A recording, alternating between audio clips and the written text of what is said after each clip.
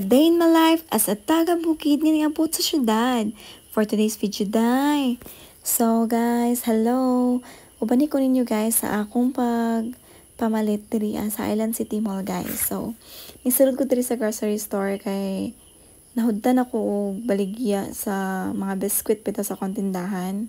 So, sayang man siya nga dili na to komprahan since naman to diri sa syudad. Unya, mas barato man ang mall ng mga prices kaysa dito sa loon or kay mahal man jud na, di ba? Kay syempre kuan pa ba na gasolina pa nila, naganegosyo pud sila, so patungan jud na nila. So pabor man ako, guys, kay diri man ako sa Tagbilaran. So ako na lang gipalit ang mga kuwang-kuwang, guys. So ako ra sang gipaiguan kung pila ray akong nadala nga kwarta kay aron dili ta ma-short. So mga puro ra jud na siya baligya, wala jud ko gipalit ana para sa akong personal needs. So diri ko, guys, ninsaka ko sa department store kay nalagi ko gibalik-balikan permit diri kato ang stainless steel nga dish cabinet. Sayang kayo oy kay wala jud ko'y kwarta, pero pohon di ayog na panalanginan ta sa Ginoo makapalit na ko ato. Mahal man jud siya oy, tag 3,999 ba to siya or 3,700 basta kay mao to siya nga prices ana nga range siya na nga price. So di gid ako siya mapalit, guys, kay kulang jud akong kwarta unya.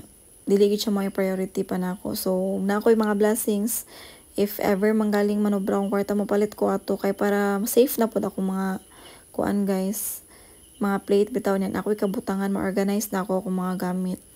So diri ko sa kuan, guys, tan-aw ra ko aning pillow kay ganahan jud kayo ko aning hotdog nga kuan unlan, guys. Ganahan ba ako mag tambid-tambid og unlan. Moro jud akong kakadal-kadal every night ang unlan, guys. Ganahan jud kog unlan. So mo ni siya, guys, ang ako napalit ra gid ani is butangan na gid check sabon o butangan nag toothbrush kay ang akong butangan nag toothbrush na lungi na manggod na tipak-tipak na ba unya. Maot na kay tan-awon niya. Ang ako pong sabon nera, akong ilainon ako ang butangan nag sabon kay akong mga anak no grabe jud ka kuan ba ang sabon manghilis nagdali kay makita na lang nako na atong planggana na atong tubig. So ako siyang lainon, guys. So diri ko sa wala ako diri sa kuan tandaan na po sa Christmas tree. Mahal jamo diri ang Christmas tree. So sunod na lang gid siguro na pasindayin na the next life makapalit na ko ana. Kay naguba akong Christmas tree. So mo ni siya, guys, ning uli lagi ko sa mua unya.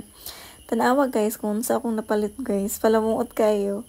Tuloro jud ka item akong napalit. Chideng, mo na siya. Putanganan sa akong toothbrush. Unya, nakapalit po kong papel sa akong anak o sabonera. So igo ra gid ang katong tanan yung nakita, guys. Igo ra gid to window shopping. So mora na siya, guys. Salamat ra gyapon ko kay nakapalit gyapon ko. Wala jud nga na zero ko ning uli. So, more to, guys. Bye. See you in my next video.